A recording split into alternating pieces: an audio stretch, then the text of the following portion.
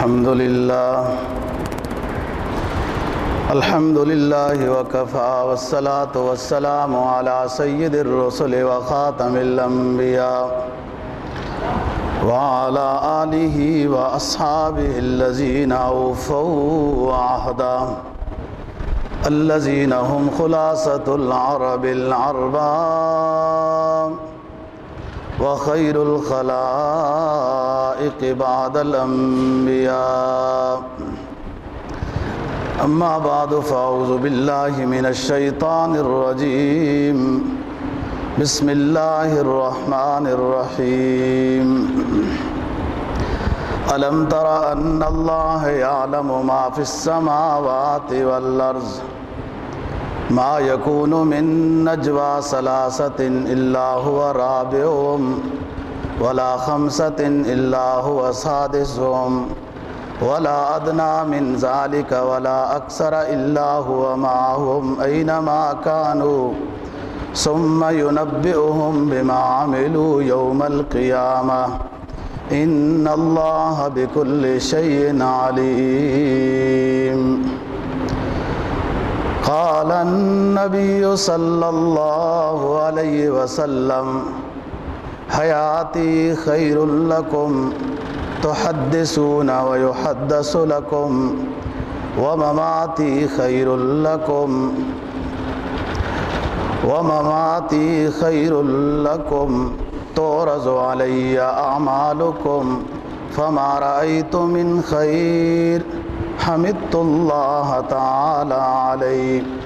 وما رأيت من شر أستغفر الله تعالى لكم. صدق الله العظيم وصدق رسوله النبي الأمي الكريم ونحن على ذلك لمن الشاهدين والشاكرين والحمد لله رب العالمين. 28واں پارہ سورہ مجادلہ کا دوسرا رکوع، اس کی ایک آیت کریمہ اور جناب نبی پاک صلی اللہ علیہ وسلم کا ایک ارشاد تلاوت کیا ہے، جس کے اندر عقیدے کی ایک اہم بات سمجھائی گئی ہے کہ اللہ تعالی ہی ہر جگہ حاضر و ناظر ہے. فرمایا الم تر ان اللہ یعلم ما فی السماوات و ما فی الارض، کہ آپ کے علم میں نہیں بات کہ زمین و آسمان کی تمام چیزوں کا علم وہ صرف اللہ رب العزت کے پاس ہے. ما یکون من نجوى ثلاثة الا هو رابعهم، جب بھی کبھی دو تین لوگ مل کر سرگوشی کریں، آہستہ سے ایک دوسرے کے کان میں بات کریں اور وہ یہ سمجھیں کہ ہمارے علاوہ اور کسی کو ہماری اس خبر کا علم نہیں ہے، تو ہرگز ایسا نہیں. اللہ رب العزت ان کے ساتھ ہے. الا هو رابعهم، اگر وہ تین مل کر سرگوشی کر رہے ہیں تو وہ تین نہیں ہیں. الا هو رابعهم، مگر اللہ رب العزت چوتھے ان کے ساتھ ہیں. اور اگر وہ 5 مل کر سرگوشی کر رہے ہیں اور وہ سمجھ رہے ہیں کہ ہم ہی 5 ہیں اور ہماری کوئی بات نہیں سمجھ رہا، تو الا هو سادسهم، اللہ رب العزت ان کے ساتھ ہیں. بس یہ سمجھیں کہ چھٹے اللہ رب العزت ہمارے ساتھ ہیں. ولا ادنى من ذلك ولا اکثر الا هو معهم اینما كانوا، دو بندے مل کر کوئی بات کریں آپس میں، یا اکیلا ہی کچھ علیحدہ سے سوچتا رہے، یا کئی لوگ مل کر آپس میں کوئی ایسی باتیں کریں، الا هو معهم، ہر حال میں ہر جگہ ہر کسی کے ساتھ اللہ تعالیٰ موجود ہیں. اینما کانوا، جہاں کہیں بھی آپ لوگ ہو، خواہ رات کا وقت ہو، دن کا وقت ہو، علیحدہ کوئی کوٹھڑی ہو یا میدان ہو، لوگوں کے درمیان میں ہو یا نہ ہو، اینما کانوا، جہاں کہیں بھی ہوں گے اللہ رب العزت ان کے ساتھ ہے۔ ثم ينبئهم بما عملوا یوم القیامہ ان اللہ بکل شیء علیم۔ پھر جس کسی نے جو سوچا، جو کیا، جو مشورہ کیا، نیکی کی یا بدی کی، ثم ينبئهم بما عملوا یوم القیامہ، اللہ تعالی لوگوں کے اعمال سے آخرت میں ان کو آگاہ کر دے گا۔ ان اللہ بکل شیء علیم، اللہ تعالی تمام چیزوں کو جاننے والا ہے، ہر وقت، ہر آن، ہر حال میں اللہ تعالی جاننے والا ہے۔ وَهُوَ حَيٌّ لَا يَمُوتُ ہے، لا تأخذہ سنۃ ولا نوم ہے، نہ اس پر نیند ہے، نہ اونگ ہے، نہ تھکنا ہے، اور نہ وہ فنا اس کے اوپر طاری ہونی ہے، ہر جگہ ہر حال میں موجود ہے۔ اس آیت میں جو سورہ مجادلہ کی آیت آپ کے سامنے تلاوت کی اور اس کا آپ نے ترجمہ سنا ہے، یہ سمجھانا مقصود ہے کہ انسان کبھی بھی یہ نہ سوچے کہ وہ اکیلا ہے اور اس کے ساتھ کوئی بھی نہیں ہے، ہر حال میں اللہ اس کے ساتھ موجود ہے۔ اس آیت میں نفی کے بعد اس بات کا ذکر کیا ہے کہ 3 لوگ سرگوشی کر رہے ہیں، وہ 3 نہیں مگر ان کے ساتھ چوتھا اللہ ہے۔ نفی کے بعد اس بات لایا ہے کہ اللہ کے علاوہ کوئی بھی ہر جگہ حاضر ناظر نہیں ہو سکتا، اللہ ہی ان کے ساتھ ہے۔ نفی کے بعد اس بات میں حصر ہوتا ہے۔ اور جو آپ کے سامنے حدیث تلاوت کی، جناب نبی پاک صلی اللہ علیہ وسلم کا فرمان ہے، حیاتی خیر لکم تحدثون ویحدث لکم، میری زندگی بھی تمہارے لیے بہتر ہے، میرا دور کہ جس میں میں زندہ ہوں اور آپ لوگوں کے درمیان میں موجود ہوں، یہ بھی تمہارے لیے بہتر ہے، میری باتیں سنتے ہو، آگے بیان کرتے ہو، اس پر عمل کرتے ہو اور ان برکات سے مستفید ہوتے ہو، یہ تمہارے لیے بہتر ہے۔ جناب نبی پاک صلی اللہ علیہ وسلم کا فرمان ہے، خیر القرون قرنی ثم الذین یلونہم ثم الذین یلونہم، دنیا میں ابتدا سے لے کر جب تک رہے گی دنیا اور ختم ہو جائے گی، من الابتدا الی الانتہا، جتنی دنیا کے دور گزرے ہیں، زندگی گزری ہے، صدیاں گزری ہیں، اوقات گزرے ہیں، ان میں سب سے بہترین وقت، بہترین دور وہ دور ہے جس میں اللہ رب العزت نے مجھے پیدا کیا، مجھے مبعوث فرمایا ہے، یہ سب سے بہترین دور ہے۔ پھر میرے ساتھ جو متصل ہے، پھر میرے ساتھ جو متصل ہے۔ علماء سیر نے عجیب بات لکھی ہے کہ دنیا نے سب سے خوشی کا دن بھی دیکھا ہے اور وہ جناب نبی پاک صلی اللہ علیہ وسلم کا دنیا میں آنا، اور سب سے بڑا غم بھی امت مسلمہ کو ملا، اور وہ بڑا غم یہ ہے کہ جناب کا دنیا سے چلے جانا۔ تو رسول پاک صلی اللہ علیہ وسلم کی حدیث کا ترجمہ کر رہا ہوں، آپ نے فرمایا کہ حیاتی خیر لکم، میری زندگی تمہارے لیے باعث برکت ہے کہ ان طریقوں سے آپ مجھ سے استفادہ کرتے ہو۔ اور کیسے نہیں بہتر کہ ایک بندہ بھی راہ راست پر نہیں تھا، ایک بندہ بھی راہ راست پر نہیں تھا، کوئی سود خور ہیں، کوئی ڈاکہ ڈالنے والے ہیں، کوئی بت پرست ہیں، کوئی کیا ہیں، کوئی کیا ہیں، نہ عقیدے کے اعتبار سے، نہ اعمال کے اعتبار سے، نہ معاشرت کے اعتبار سے، نہ اخلاق کے اعتبار سے۔ تو آپ کا آنا بہترین کیسے نہ ہوا کہ یہ جو لوگ بے راہ روی کے شکار تھے یہ ہادی عالم بن گئے آپ کی برکت کی وجہ سے۔ تو میرا دور تمہارے لیے زندگی والا بہتر ہے، تحدثون ویحدث لکم، میری بات سنتے ہو، آگے نقل کرتے ہو، اس پر عمل کرتے ہو۔ صلح حدیبیہ میں جب مشرکین مکہ کا ایک سردار صلح کے وقت آیا، اس نے بعد میں جا کر اپنے ساتھیوں کو بتایا، محل استشہاد صرف مختصر سی بات ہے صلح حدیبیہ میں،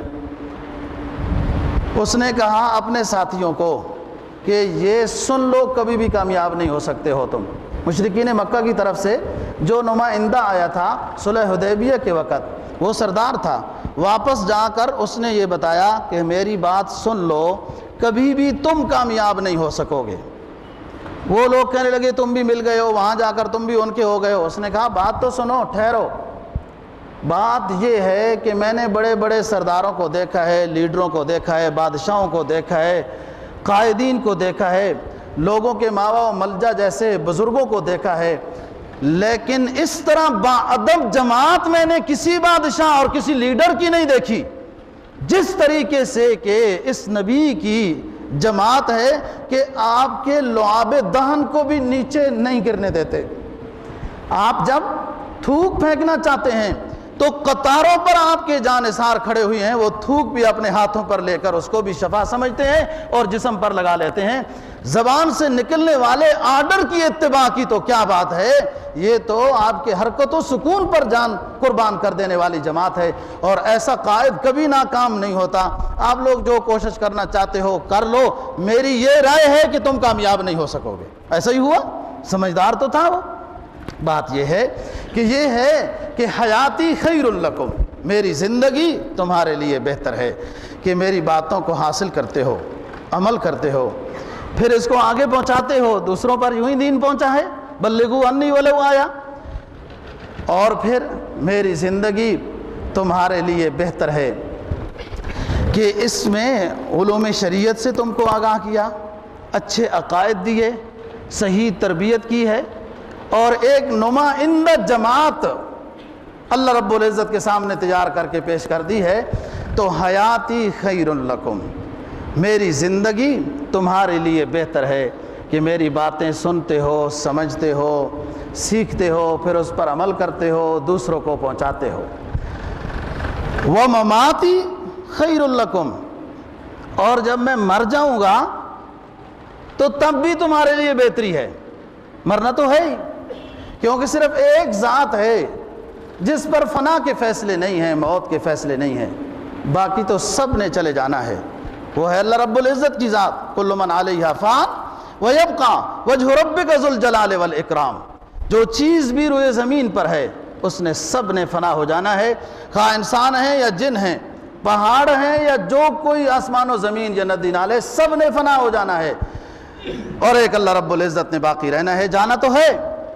لیکن میری موت بھی تمہارے لیے بہتر ہے۔ کیسے بہتر ہے؟ کہ تورث علی اعمالکم، میں جب اپنی قبر میں آرام کروں گا تو تمہارے اعمال میرے سامنے پیش کیے جائیں گے۔ فما رأیت من خیر حمدت اللہ تعالی علیہ، جس امتی کے اچھے اعمال میرے سامنے پیش ہوں گے تو میں اللہ کی تعریف کروں گا کہ ماشاءاللہ میری امت کے لوگ یوں نیک اعمال کر رہے ہیں، درود شریف پڑھنا یوں۔ وما رأیت من شر استغفر اللہ لکم، میری امتوں میں سے کسی کے برے اعمال میرے سامنے آئے تو پھر میں ان امتیوں کے لیے اللہ سے معافی چاہوں گا، استغفار کروں گا کہ اللہ ان کو معاف کر دے، اللہ ان کو ہدایت دے دے۔ اس حدیث سے یہ واضح بات حیات النبی صلی اللہ علیہ وسلم کی ثابت ہو گئی، جو رسول پاک صلی اللہ علیہ وسلم کا فرمان ہے کہ انبیاء علیہ الصلوۃ والسلام کے کفن کو بھی مٹی کچھ نہیں کرتی۔ اسی طریقے سے اجساد انبیاء علیہ الصلوۃ والسلام رہیں گے اپنے عالم برزخ میں، ان مقبروں میں، اور جناب نبی پاک صلی اللہ علیہ وسلم کا فرمان ہے کہ میری قبر کے قریب جو درود و سلام پیش کرتا ہے میں اس کو سنتا ہوں اور پھر جواب بھی دیتا ہوں۔ اور پھر یہ بھی حکم ہے کہ اونچی آواز کے ساتھ نہیں بولنا ہے نبی کے حجرے کے قریب، ورنہ ان تحبط اعمالکم وانتم لا تشعرون، سورہ حجرات میں بیان کر دیا۔ اونچی آواز کے ساتھ بولنے سے منع کیا۔ دوستو سورہ حجرات 26واں پارہ پہلی رکوع میں یہ بات کر رہے ہیں۔ علماء تفسیر نے لکھا ہے کہ یہ حکم آپ کے زمانہ حیات کا بھی ہے، زمانہ وفات کا بھی ہے۔ جب آپ دنیا میں زندہ موجود تھے تب بھی آپ کے سامنے اونچا بولنے کی اجازت نہیں تھی، اور جب آپ آرام کر رہے ہیں اپنے قبر میں تب بھی وہاں اونچا بولنے کی، اونچا سلام پیش کرنے کی اجازت نہیں ہے، بے ادبی ہے۔ بس یہ نبی کا مقام ہے۔ اور آپ دیکھتے ہیں جن حضرات نے مدینہ طیبہ کو روضہ رسول صلی اللہ علیہ وسلم کی زیارت کی ہے،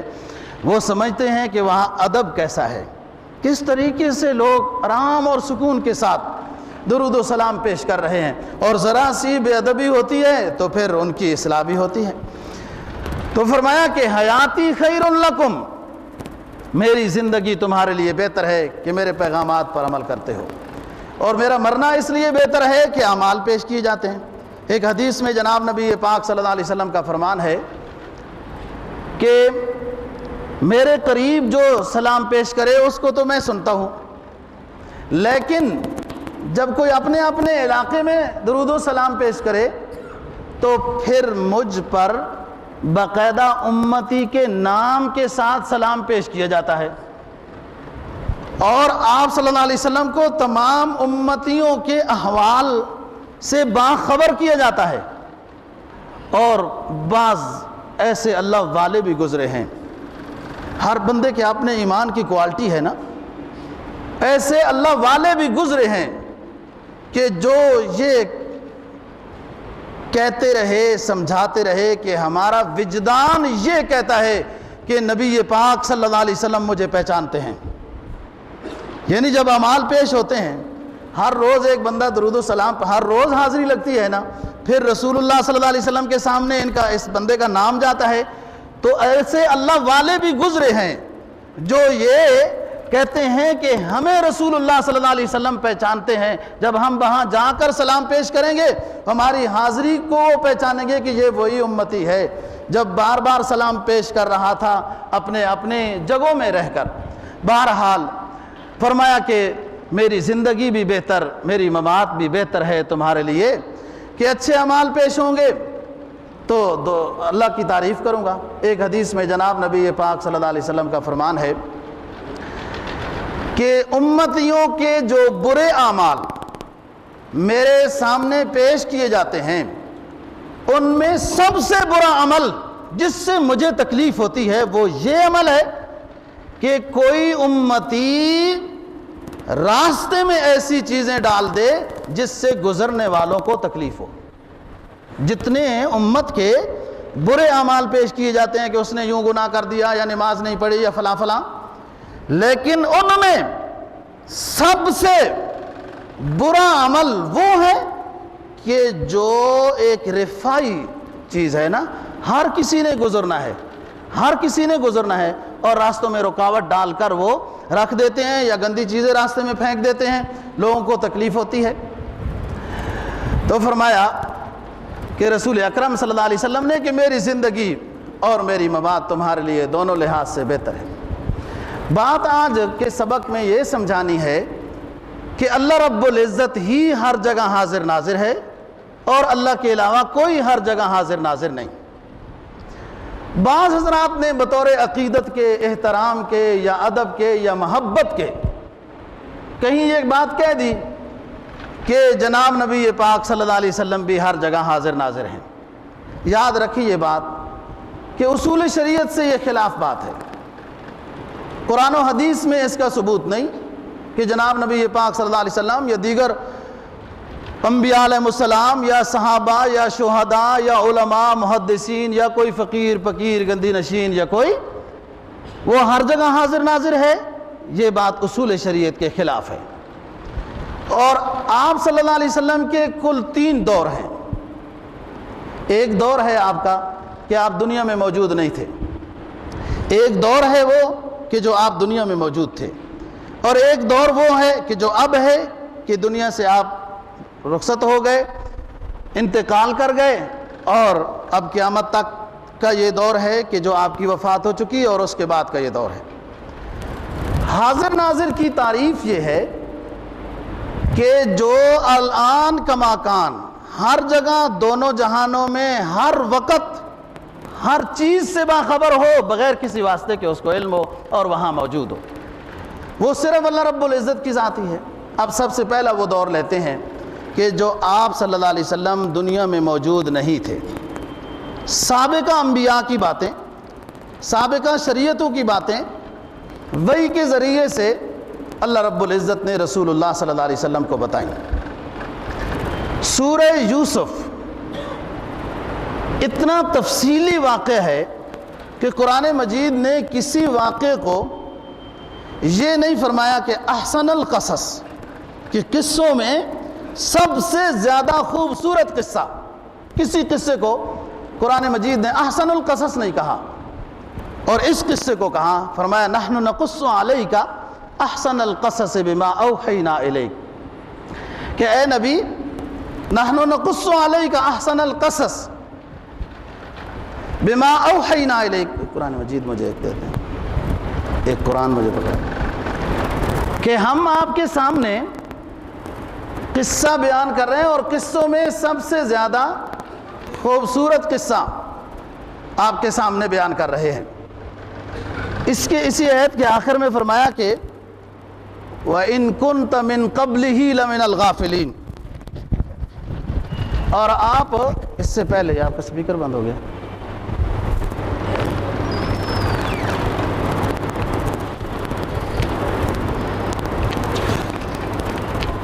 فرمایا نحن نقص علیک احسن القصص بما اوحینا الیک ھذا القرآن وَإِن كُنْتَ مِن قَبْلِهِ لَمِنَ الْغَافِلِينَ، ہم نے آپ کے سامنے اے نبی قصوں میں سب سے بہترین قصہ بیان کیا ہے، بما اوحینا الیک، جو ہم نے آپ کے سامنے تلاوت کیا ہے، وحی کے ذریعے سے آپ کو بتایا ہے۔ وَإِن كُنْتَ مِن قَبْلِهِ لَمِنَ الْغَافِلِينَ، آپ اس سے پہلے اس واقعے سے بے خبر تھے،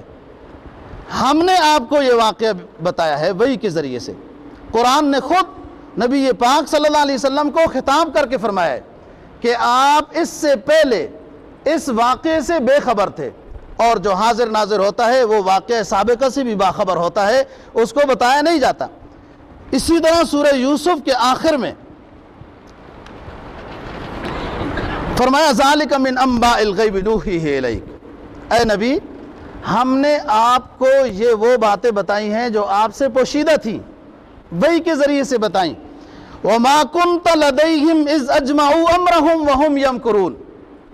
اور آپ اس وقت ان یوسف علیہ السلام کے بھائیوں کے پاس موجود نہیں تھے جب وہ مکر اور فریب کر رہے تھے، بھائی یوسف کو تکلیف دینے کے لیے پروگرام بنا رہے تھے، آپ اس وقت موجود نہیں تھے، تو حاضر ناظر ہونے کی نفی قرآن مجید نے خود کر دی۔ یہ میں اس دور کی بات کر رہا ہوں کہ جو دور رسول اکرم صلی اللہ علیہ وسلم کا دنیا میں آنے سے پہلے کا ہے۔ تیسرے پارے میں حضرت مریم رضی اللہ تعالی عنہا جب پیدا ہوئی اور ان کی کفالت کے بارے میں مشورہ ہونے لگا کہ ان کی پرورش کون کرے گا، کوئی کہتے تھے میں کروں گا، کوئی کہتا میں کروں گا۔ اللہ رب العزت نے اس وقت کے جو نبی تھے حضرت زکریا علیہ السلام، ان پر وحی بھیجی کہ سب لوگ فلاں اس نالے میں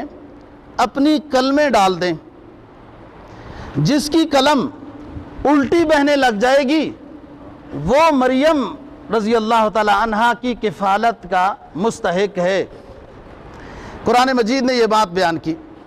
فرمایا ذالک من انباء الغیب نوحیہ الیک، اے نبی ہم نے یہ غیب کی باتیں آپ کو وحی کے ذریعے سے بتائی ہیں، آپ کے زندگی سے پہلے کی سابقہ انبیاء علیہ السلام سابقہ امتوں کی باتیں ہیں۔ ذالک من انباء الغیب نوحیہ الیک وما كنت لدیہم اذ یلقون اقلامہم ایہم یکفل مریم، اور آپ اس وقت موجود نہیں تھے جب یہ لوگ اپنی قلمیں ڈال رہے تھے اس دریا میں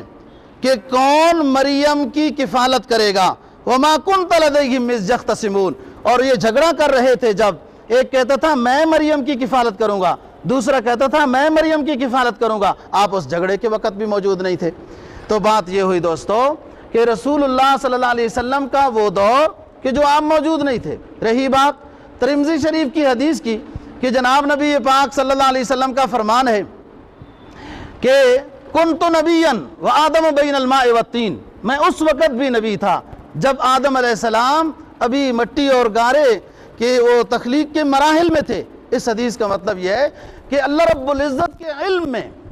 کہ کس کو میں نے نبی آخر الزمان صلی اللہ علیہ وسلم بنانا ہے، وہ اللہ کے علم میں اس وقت بھی نبی آخر الزمان تھا، یعنی میری نبوت اس وقت بھی تھی۔ جتنوں کو اللہ نے نبی بنانا تھا وہ اللہ کے علم میں ہے کہ سب سے پہلے آدم کو نبی بنانا ہے، پھر فلاں کو نبی بنانا ہے، فلاں کو نبی بنانا ہے، اور آخر میں حضرت رسول اکرم صلی اللہ علیہ وسلم کو نبی بنانا ہے۔ یہ سب اللہ رب العزت کے علم میں تھا۔ ہاں ترتیب نزولی جو ہے وہ اللہ رب العزت کی مرضی کے مطابق تھی کہ سب سے پہلے دنیا میں کس کو مبعوث کیا، کس کو بھیجا اور اس کو پیغمبر بنایا، پھر اس کے بعد کس کو بھیجنا تھا، پھر اس کے بعد کس کو بھیجنا تھا، آخر میں نبی اکرم صلی اللہ علیہ وسلم کو بھیجا۔ نبی تو سارے پہلے سے ہی اللہ کے علم میں تھے، بس ترتیب بھیجنے کی یہ تھی کہ پہلے کس کو بھیجنا ہے، بعد میں کس کو بھیجنا ہے، اور رسول اللہ صلی اللہ علیہ وسلم کو آخر میں بھیجا ہے۔ یہ تو وہ دور ہے کہ جو دور رسول اللہ صلی اللہ علیہ وسلم کا یعنی دنیا میں آپ نہیں ہیں، اگر حاضر ناظر ہوتے تو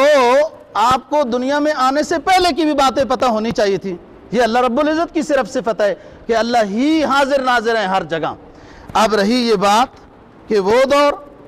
کہ جو آپ صلی اللہ علیہ وسلم دنیا میں تشریف لے آئے، اس دور میں اگر آپ ہر جگہ حاضر ناظر ہیں تو اس کی بھی کوئی دلیل ہونی چاہیے۔ قرآن مجید کی اس آیت میں کہ الم تر ان اللہ یعلم ما فی السماوات وما فی الارض ما یکون من نجوى ثلاثۃ الا هو رابعهم ولا خمسۃ الا هو سادسهم ولا ادنى من ذلك ولا اکثر الا هو معهم، اس میں نفی کر دی کہ جہاں کہیں بھی کوئی سرگوشی کرتا ہے تو وہ اللہ رب العزت ان کے ساتھ ہے، یہاں یہ نہیں بتایا کہ نبی بھی ساتھ ہے۔ بعض لوگ ویسے اپنے جملوں میں وہ یوں کہہ دیتے ہیں کہ اللہ رسول گواہ ہے یا فلاں، یہ ویسے عدم میں تو بات ہو گئی، لیکن گواہی ایسے ہو نہیں سکتی ہے۔ یہ گواہی تو اس کے لیے حاضری ضروری ہے، اور حاضر ناظر اللہ رب العزت کی ذات ہے، اللہ کے علاوہ کوئی نبی حاضر ناظر نہیں۔ رہی یہ بات کہ آپ کے دور میں آپ صلی اللہ علیہ وسلم کو تمام چیزوں کا علم ہو اور ہر جگہ آپ حاضر ناظر ہوں، اس پر کوئی شاہد نہیں، کوئی دلیل نہیں ہے۔ غیر حاضری کی دلیلیں موجود ہیں۔ میں گزشتہ جمعے پر بھی عرض کر چکا ہوں کہ جب صلح حدیبیہ میں حضرت عثمان غنی رضی اللہ تعالیٰ عنہ کو آپ نے بھیجا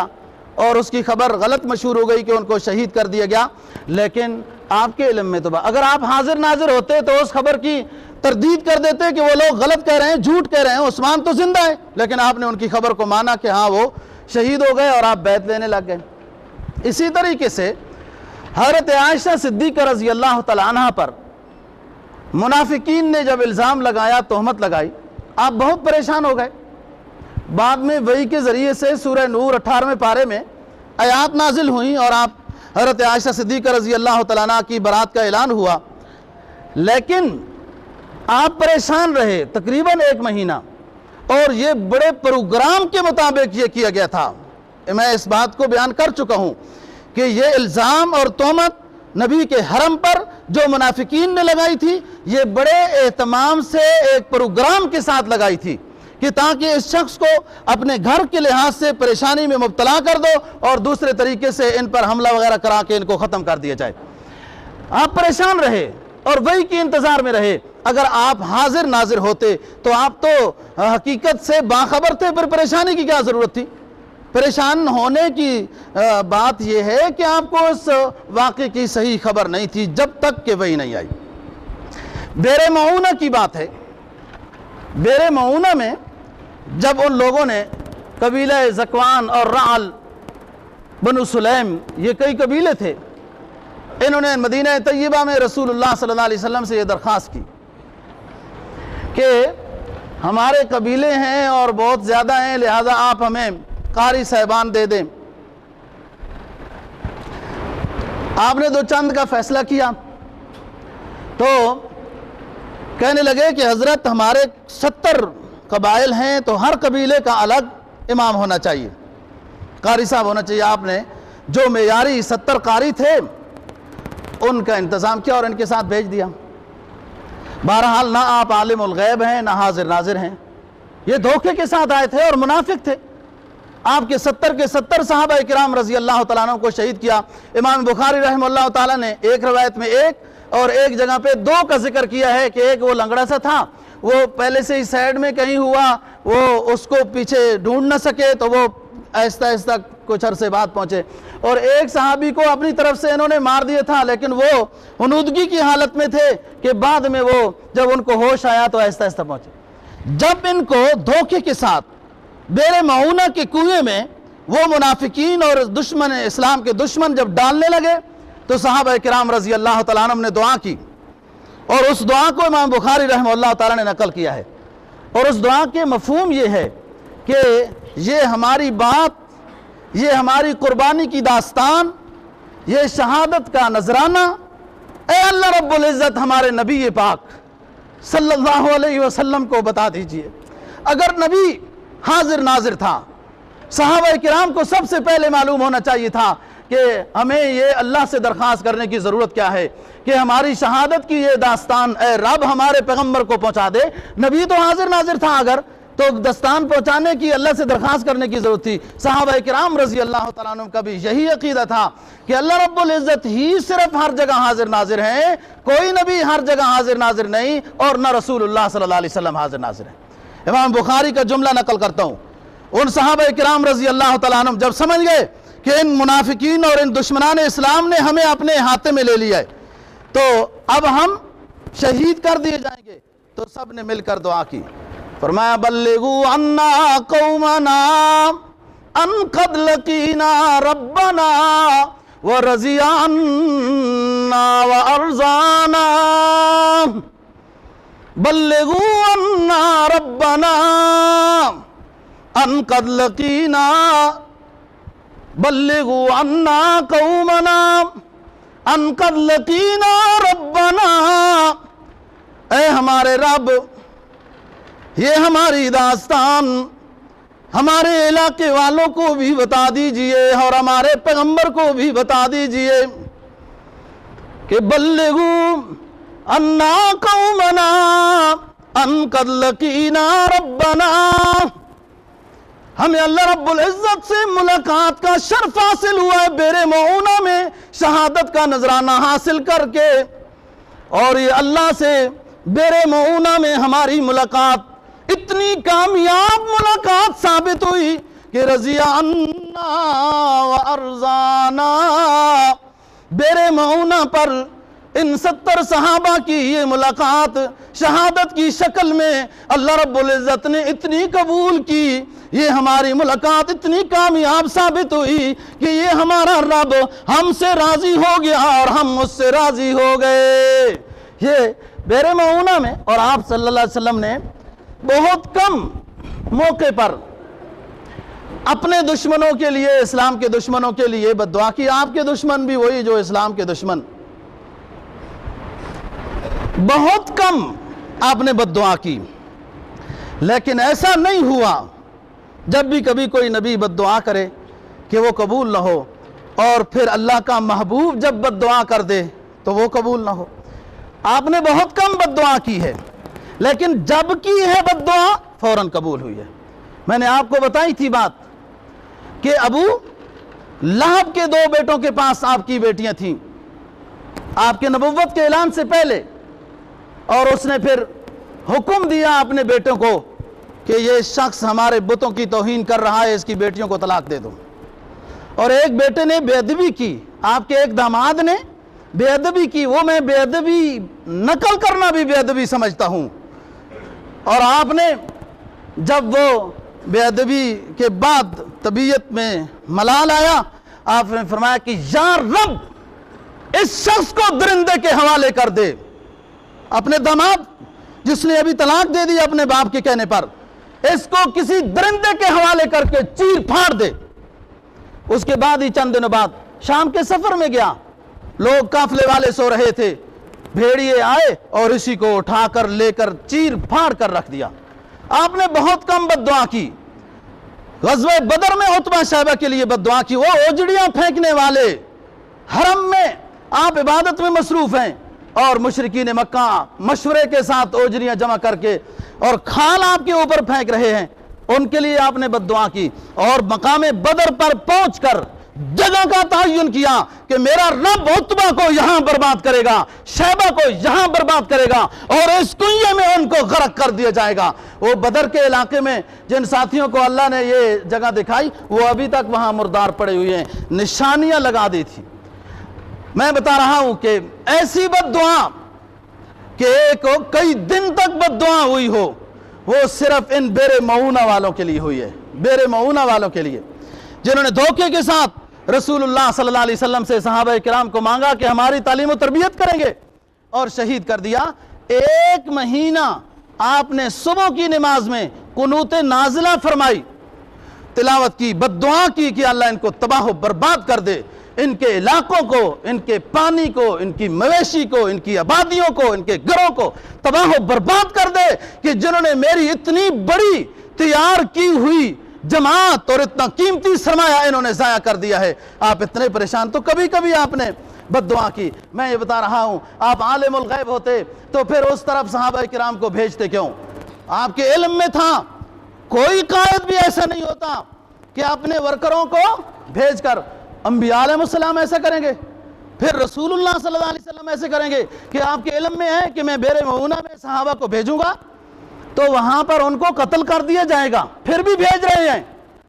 تو ایسا شفیق پیغمبر امام الانبیاء صلی اللہ علیہ وسلم سے کیسے امید رکھی جا سکتی ہے، کیسے سوچا جا سکتا ہے؟ ہرگز ایسا نہیں۔ اور پھر جب ان پر شہادتیں ہوئیں تو آپ کے علم میں نہیں تھی، آپ کو وحی کے ذریعے سے بتایا گیا ہے، یہ قرآن مجید کی آیت بن گئی۔ کیا اعزاز ہے صحابہ کرام رضی اللہ تعالیٰ عنہم کے یہ جملے، بلغوا عنا قومنا ان قد لقینا ربنا ورضی عنا وارضانا۔ امام بخاری نے اس حدیث کو نقل کیا۔ ایک عرصے تک قرآن مجید کی یہ آیت بن گئی، پھر بعد میں آخر میں کہ یہ آیت تلاوت کے لحاظ سے منسوخ کر دی گئی اور حکم کے لحاظ سے باقی رکھا گیا۔ اللہ کو ان مجاہدین کے یہ جملے اتنے پسند آئے کہ اپنی کتاب کی آیت بنا دیا۔ تو میں یہ بتا رہا ہوں کہ آپ کے زمانے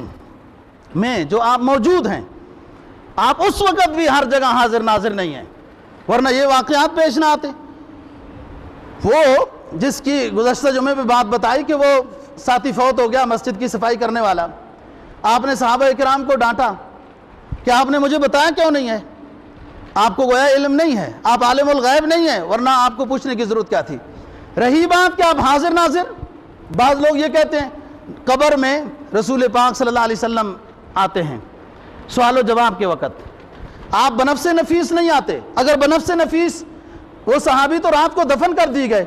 اور قبر میں آپ بنفس نفیس حاضر ناظر ہوتے ہیں، تو صحابی نے تو نبی کو دیکھ لیا، نبی نے صحابی کو دیکھ لیا، پھر صبح صحابہ کرام سے پوچھنے کا کیا مطلب ہے کہ تم نے مجھے کیوں نہیں بتایا؟ جب وہ فوت ہو گیا تھا تو میں نے اس کا جنازہ پڑھانا تھا۔ پھر دوسرے دن صحابہ کرام کو جمع کر کے اس قبر کے اوپر آپ نے باقاعدہ جنازہ پڑھایا، دعا کرائی۔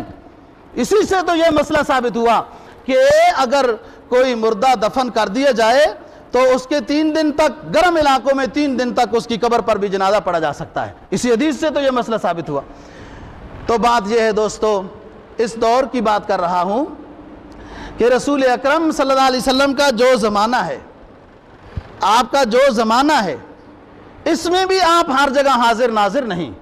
رہی بات علوم ربانی سے آگاہ کرنا، اس کو نہ حاضر ناظر کہتے ہیں نہ عالم الغیب کہتے ہیں، وہ تو چیزوں سے آگاہ کیا گیا ہے۔ اور جناب نبی پاک صلی اللہ علیہ وسلم کا دنیا سے رخصت ہو جانا، اس کے بعد بھی آپ عالم الغیب نہیں۔ جتنی حیات نبی پاک صلی اللہ علیہ وسلم کی ثابت ہے کہ آپ قبر میں حیات ہیں، زائرین کے صلاۃ و سلام کو سنتے ہیں، جواب دیتے ہیں، اور جو یہاں سلام پیش کرتے ہیں ان کا فرشتوں کے ذریعے سے پہنچایا جاتا ہے۔ اتنی بات ثابت ہے، ہر جگہ حاضر ناظر ہونا ثابت نہیں۔ میدان حشر میں رسول اکرم صلی اللہ علیہ وسلم کو اذن ہوگا شفاعت کا وغیرہ۔ سب سے پہلے میدان حشر میں حضرت ابراہیم علیہ السلام کو جوڑا پہنایا جائے گا، اس اعزاز کی وجہ سے کہ جن لوگوں نے حضرت ابراہیم علیہ السلام کو آگ میں ڈالا تھا، اور پھر ایک جوڑا آپ کو خاص عطا کیا گیا، اسی مقام پہ کہ وہ آگ اثر نہ کرے۔ بہرحال اس جوڑا یہ کہاں کہاں منتقل رہا اور کس کس کے پاس گیا، یہ ایک الگ بحث ہے۔ پھر اذن ہوگا رسول اللہ صلی اللہ علیہ وسلم اور پھر آپ دیکھیں گے کہ آپ کے بائیں جانب کچھ لوگ جہنم میں جا رہے ہیں۔ آپ کو بتایا جائے گا یہ آپ کے امتی ہیں جو جہنم میں جا رہے ہیں، ان کو لے جایا جا رہا ہے۔ آپ اللہ رب العزت کے سامنے سوال کریں گے کہ یا رب میں نے تو اس طرح کی تربیت نہیں کی تھی، یہ میرے امتی ایسے کیوں ہو گئے؟ بدعات کا شکار ہو کر، خرافات کا شکار ہو کر، رسوم کا شکار ہو کر، خلاف سنت کرنے والے، غلط عقیدے والے، شرک و بدعت والے امتی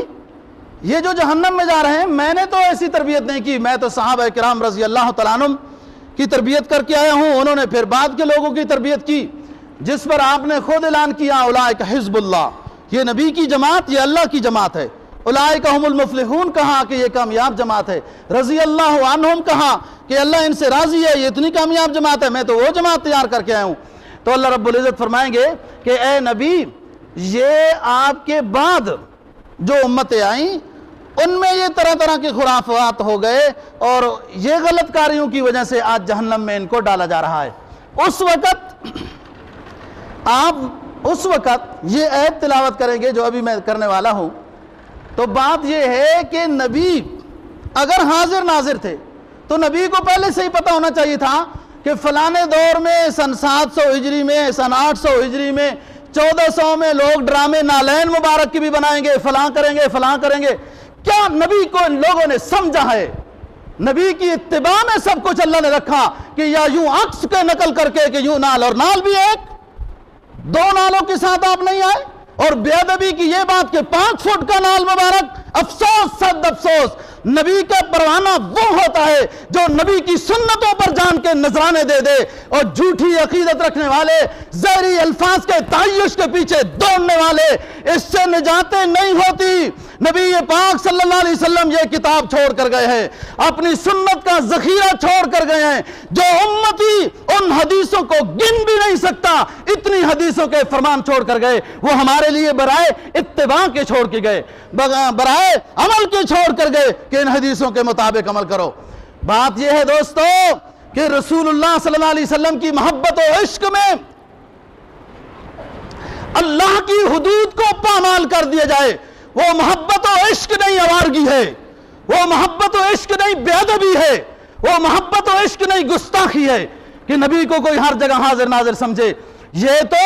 کہ ہمارے پاس آ گئے، اب یوں کھڑے ہو جاؤ، نذرانہ جو ہوتا ہے عاشق وہ جاتا ہے در پر، نبی کو وہ در در بلاتا نہیں ہے۔ جو ہوتا ہے عاشق وہ جاتا ہے در پر، نبی کو وہ در در بلاتا نہیں ہے۔ اور کیوں جاتے ہو پھر روزہ رسول کے حاضری پر؟ جب نبی ہر جگہ حاضر ناظر ہے تو اتنے ویزوں کے مسائل، اتنے ٹکٹوں کے مسائل، اور اتنے وہاں کے موجودہ سعودی شیوخ کی ہوٹلوں کے ظالمانہ کرائے برداشت کیوں کرتے ہو؟ جب نبی ہر جگہ حاضر ناظر ہے تو اسی جگہ سلام پیش کر دینا چاہیے، اسی جگہ پہ آپ کے ہاتھ چوم لینے چاہیے، اسی جگہ پہ آپ کے قدموں کو چوم لینا چاہیے۔ معلوم یہ ہوا کہ نبی ہر جگہ حاضر ناظر نہیں، اس لیے تو آپ نے فرمایا کہ جو میری قبر پہ آ کر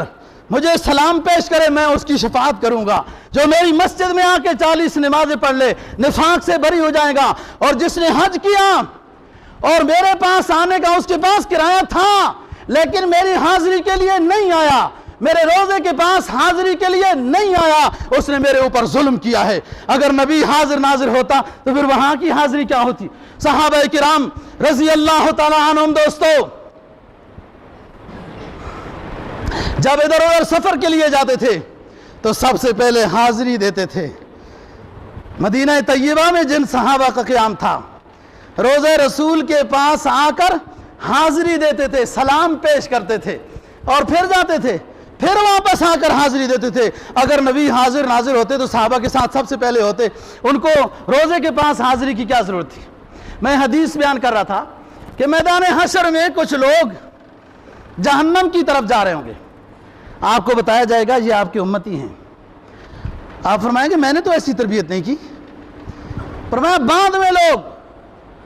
غلط لیڈروں کی وجہ سے، غلط رہبروں کی وجہ سے، غلط پیروں کی وجہ سے جو گمراہ ہوئے وہ یہ لوگ ہیں۔ تو آپ اس وقت یہ تلاوت کریں گے، فرمایا ما قلت لهم الا ما امرتنی بی ان اعبدوا اللہ ربی وربکم وکنت علیہم شہیدا ما دمت فیہم فلما توفیتنی کنت انت الرقیب علیہم وانت علی کل شیء شہید۔ اے اللہ رب العزت، میں آپ کچھ کہہ نہیں سکتا ہوں، ما قلت لہم، جنہوں نے میری حدیث کو نہیں مانا، میری پیروی نہیں کی، میرے امتی ہو کر میرے اسوہ حسنہ کو نہیں اپنایا۔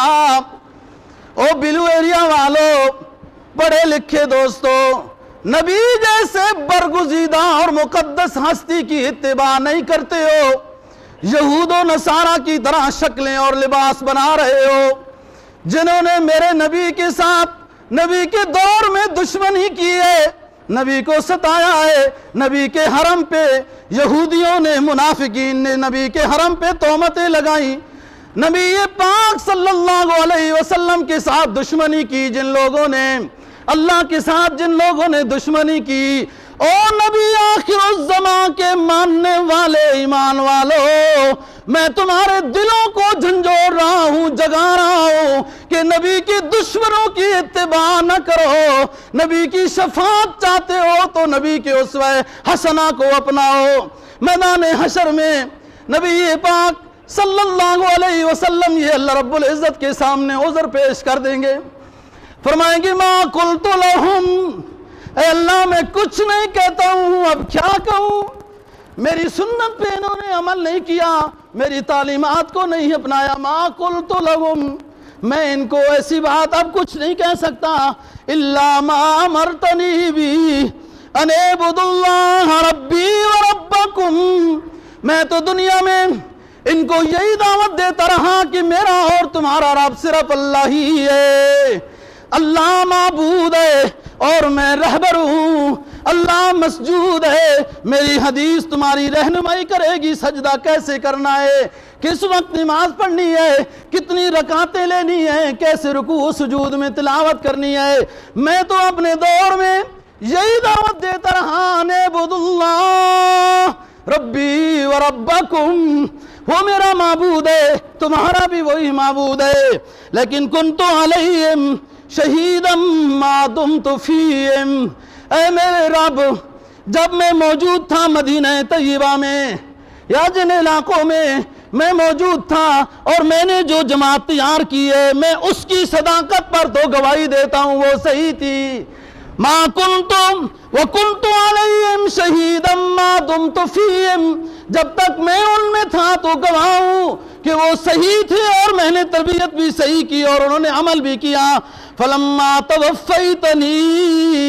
جب آپ نے مجھے اپنے پاس بلا لیا، جب آپ نے مجھ پر وفات کے فیصلے کر دیے، فلما توفیتنی کنت انت الرقیب علیہم،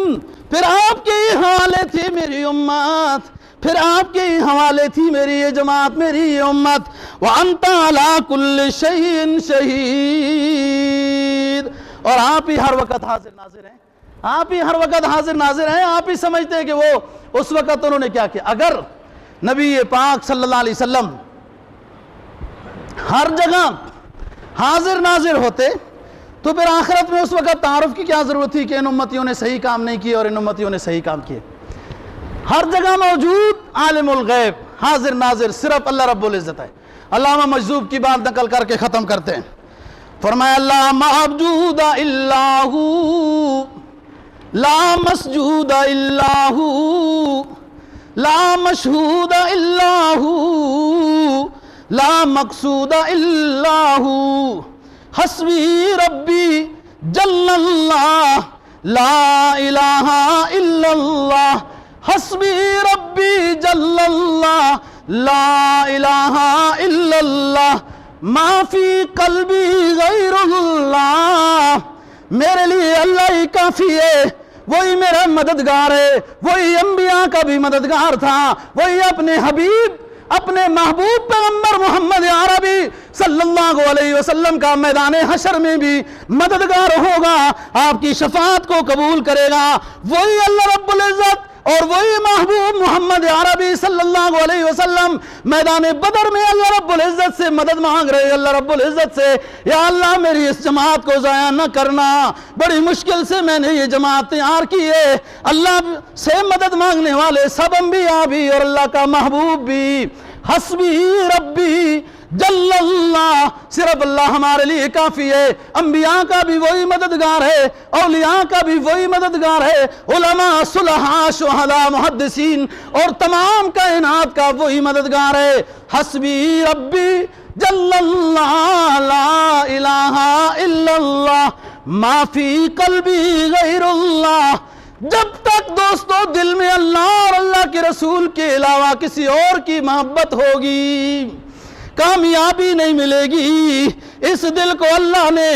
اپنی عبادت کے لیے اور اپنے حبیب محمد عربی صلی اللہ علیہ وسلم کی محبت کے لیے بنایا ہے۔ اس دل میں اور کسی کو جگہ نہ دینا تو پھر کامیابی ملے گی۔ ما فی قلبی غیر اللہ لا الہ الا اللہ، کونوں مقام میں ہے اللہ لا الہ الا اللہ، جسم میں جامع ہے اللہ لا الہ الا اللہ، دونوں جہاں میں ہے اللہ لا الہ الا اللہ، اول آخر ہے اللہ لا الہ الا اللہ، ظاہر باطن ہے اللہ لا الہ الا اللہ، عالم شاہد ہے اللہ لا الہ الا اللہ، حاضر ناظر ہے اللہ لا الہ الا اللہ، قائم دائم ہے اللہ لا الہ الا اللہ، محمد الرسول اللہ صلی اللہ علیہ وسلم۔ اللہ رب العزت ہمیں سچی عقیدت و محبت نصیب فرمائے۔ وآخر دعوانا الحمدللہ رب العالمین۔